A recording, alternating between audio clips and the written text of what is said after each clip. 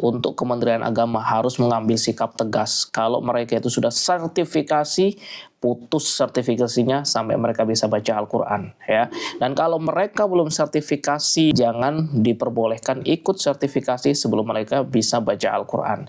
Atau lebih ekstrim lagi, pecat guru PAI yang memang tidak fasih membaca Al-Quran. Itu contoh kalau Kementerian Agama melakukan tindakan ekstrim dan impulsif, ya.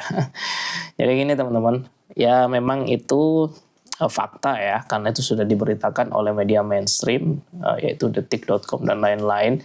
Jadi itu memang benar adanya sekitar 90 ribuan lebih ya, kalau di persentase 58,26% tadi. Jadi sebanyak itu guru PAI yang ada di SD itu belum fasih membaca Al-Quran. Nah, perlu digarisbawahi teman-teman ya, fasih belum tentu nggak bisa ya. Jadi bisa saja faktanya adalah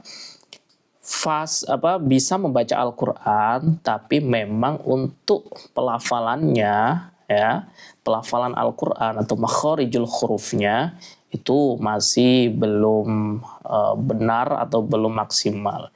Jadi ini nggak ada kaitannya bisa dan nggak bisa, tapi pelafalannya yang memang belum fasih teman-temannya. Artinya bisa jadi mereka bisa membaca Al-Quran secara tajwid juga bisa, secara tajwid juga benar gitu ya, hukum bacaan, nun mati, tanwin dan lain sebagainya itu bisa mereka secara konsep, secara teori juga bisa. Namun mungkin pelafalan dari makharijul huruf hijaiyahnya itu masih belum benar gitu ya pelafalannya gitu.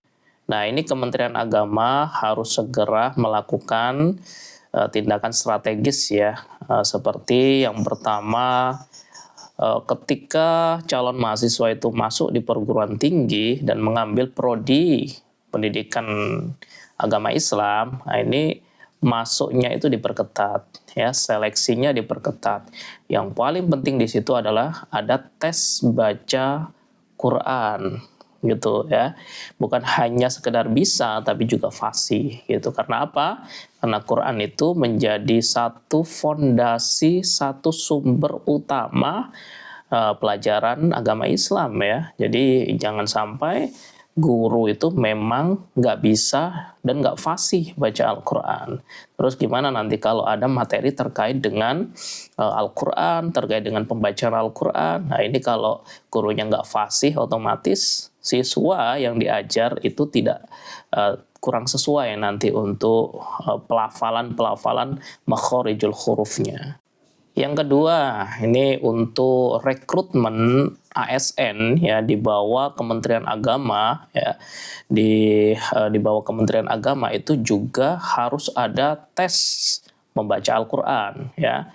Ini namanya tes kemampuan dasar ya, yaitu membaca Al-Quran. Jadi calon-calon ASN, baik itu ASN PNS maupun P3K di bawah naungan Kementerian Agama, itu dites dulu untuk baca Al-Qurannya. Bukan hanya baca ya, bukan hanya bisa, tapi juga fasih dan mampu menulis Al-Quran. Itu yang paling penting ya.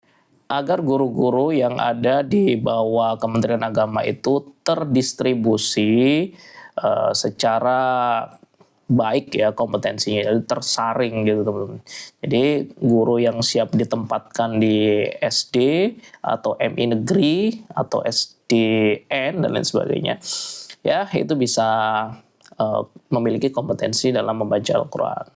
Yang ketiga nih, kalau sekolah itu adalah swasta, maka tesnya bukan hanya tes micro teaching, bukan hanya tes kemampuan untuk mensimulasikan pembelajaran atau membuat perangkat pembelajaran saja, tapi yang paling penting adalah tes membaca Al-Quran. Apakah bagus bacaannya, apakah benar bacaannya, dan fasih bacaannya. Itu yang terpenting. Jadi kedepannya guru-guru PAI baik di sekolah SD, MI, di swasta ataupun di negeri itu memiliki kompetensi yang bagus gitu ya teman-teman. Jadi itu di sini menurut saya langkah-langkah strategis yang harus dilakukan oleh Kementerian Agama. Dan kalau perlu ada sertifikasi pembacaan Al-Quran ya. Jadi pra mereka itu jadi guru harus sudah punya syahadah ya, syahadah membaca Al-Quran di metode baca Al-Quran apapun.